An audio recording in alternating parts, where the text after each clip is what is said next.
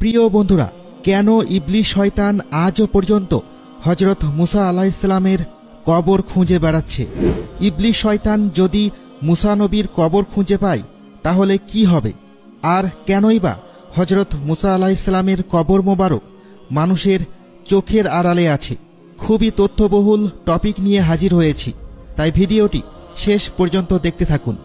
আসসালামু আলাইকুম প্রিয় বন্ধুরা, আশা করি আপনারা সকলেই ভালো আছেন।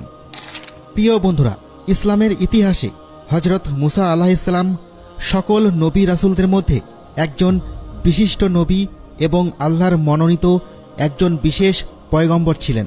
হযরত মুসা আলাইহিস সালামের মহত্বের কথা কুরআন মাজিদে সবচেয়ে বেশিবার উল্লেখ করা হয়েছে।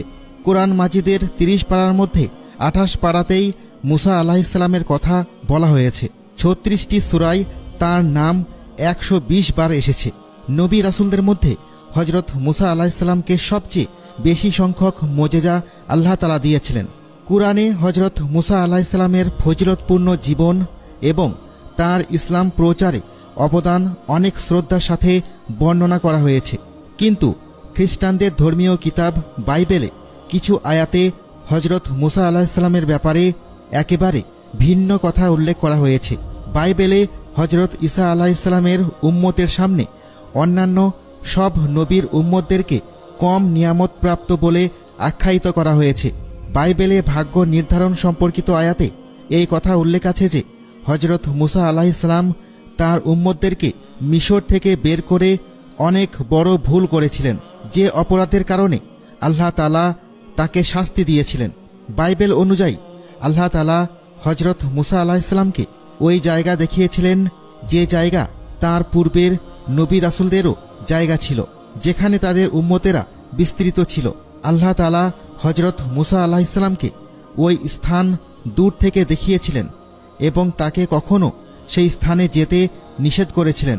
ধারণা করা হয় বাইতুল মুকাদ্দাসে মুসা আলাইহিস সালামের মৃত্যু হয়, কিন্তু তার কবর কোথায় তা আজও জানা যায়নি। খ্রিস্টান মাজাবের ইলমে কিতাবে উল্লেখ করা হয়েছে যে শয়তান হযরত মুসা আলাইহিস সালামের কবর এখনও খুঁজছে। এটি আসলে বাইবেলের নিউ টেস্টামেন্টের কিতাব, যা মূলত এই তথ্যের উপর প্রতিষ্ঠিত। সেখানে এটি বলা হয়েছে, কিন্তু ফেরেশতা মিকাইল আলাইহিস সালাম হযরত মুসা আলাইহিস সালামের লাশকে নিয়ে ইবলিসের সাথে দ্বন্দ্ব করার সময় ইবলিসের বিরুদ্ধে নালিশ করার সাহসিকতা দেখায়নি, কিন্তু এটা বলেছিল যে তোমার উপর আল্লাহর লানত বর্ষিত হোক। কিছু খ্রিস্টানদের মতে এই আয়াতকে কোনোভাবেই অবহেলা করা যায় না। অত্যন্ত গুরুত্ব সহকারে এই আয়াতটি পর্যবেক্ষণ করা উচিত, কারণ এই আয়াতেই আল্লাহ তাআলা এবং ইবলিসের মধ্যে হযরত মুসা আলাইহিস সালামের কবরের অবস্থান নিয়ে এক বিস্ময়কর লড়াইয়ের দৃষ্টান্ত বর্ণনা করা হয়েছে।